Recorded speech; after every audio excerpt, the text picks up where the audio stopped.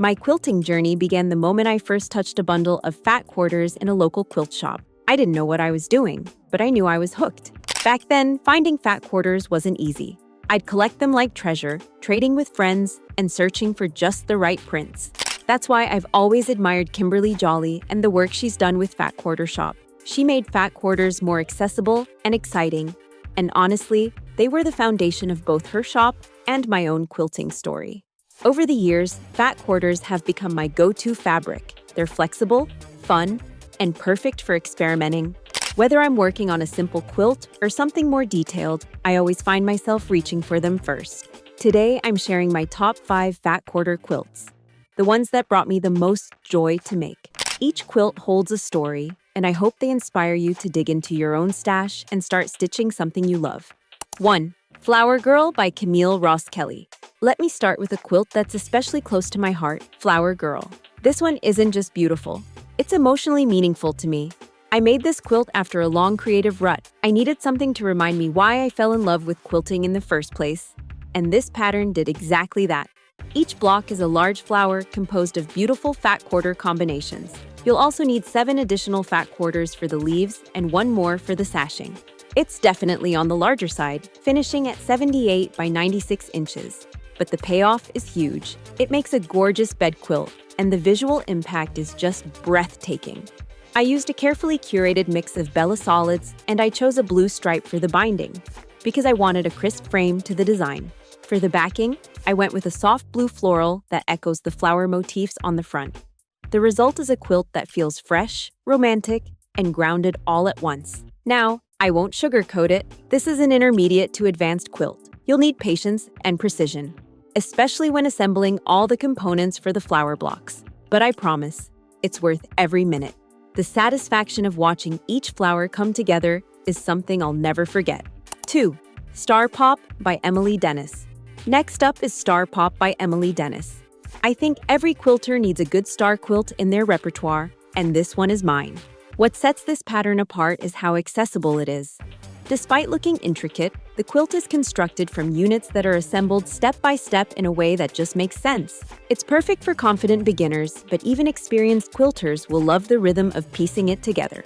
I made this quilt using a bundle from Ruby Star Society's Star Collection, which felt appropriate, right? The fabrics are modern, with bold colors and fun prints. I finished the quilt with an orange binding to give it a punch of contrast, and used the same fabric on the back for a cohesive, playful look. The pattern offers tons of flexibility. You can go with a baby quilt, a throw, or all the way up to king size. It's a great pattern to use up those fat quarters you've been hoarding because it doesn't require exact matching. You can play, experiment, and just enjoy the process. I find this quilt really satisfying to make when I need a palette cleanser. Something that reminds me quilting can be fun, relaxed, and creative all at once. 3. Wholehearted by Andy Knowlton. This quilt is, well, wholehearted. It's soft, it's sweet, and it's incredibly meaningful. I made this one for my daughter's birthday last year, and it now lives on her bed where she tucks herself under those little heart blocks every night. Each heart block is made from different motifs, which gives it a beautiful patchwork feel. The more fat quarters you use, the more variety you get. I went with the Love Note collection by Lella Boutique because it just fit. Muted pinks, aquas, soft neutrals. Exactly the vibe I wanted. The binding is an aqua polka dot print, which gave it a gentle, playful edge. For the back, I used a pale Bella Solid so the quilting design, a continuous heart pantograph, could really shine through. I still remember pulling it out of the dryer the first time. I hugged it like a newborn baby. This quilt lands somewhere between beginner and intermediate. If you're comfortable with a 1/4 inch seam and matching points, you'll be just fine. And if you're making it as a gift for someone you love, trust me, they'll feel that love in every stitch. 4th Terrace by Allison Harris. Terrace is one of those quilts that looks harder than it is, but there's a little twist. All the blocks are pieced first, then laid out on point. That's where the magic happens. I made my version using the Forget Me Not collection by Allison Harris. The gentle florals and soft blues made the entire quilt feel like a vintage summer dress. I backed it with a navy plaid and added a solid navy binding, which gave it a more polished, finished feel. Now, let's talk skill level. Piecing the blocks is straightforward. But once you place them on point, you'll need to trim the edges after assembling the rows. That makes it feel a bit more intermediate, even slightly advanced, especially if you've never made an on-point quilt before. But it's a great way to challenge yourself. The final quilt has a really classic charm.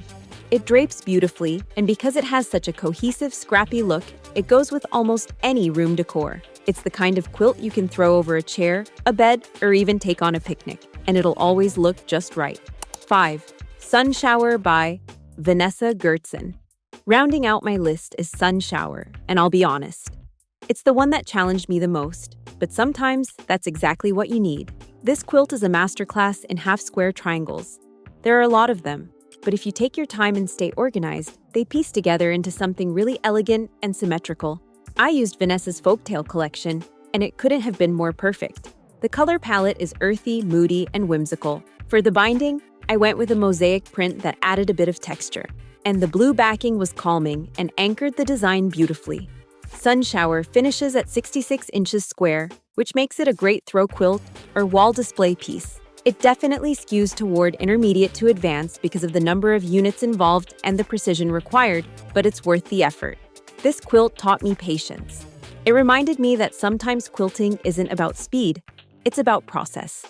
About slowing down, enjoying the feel of the fabric, and watching something beautiful emerge from all those little triangles. Quilting, for me, isn't just a hobby. It's a way of telling stories without words. Every cut, every seam, every binding choice speaks to a feeling, a memory, a moment in time. These 5 quilts aren't just my favorites because of how they look. They're my favorites because of how they made me feel while I was making them. I truly hope these quilts inspire you, whether you're making something for someone you love or just finding a little piece at your sewing machine.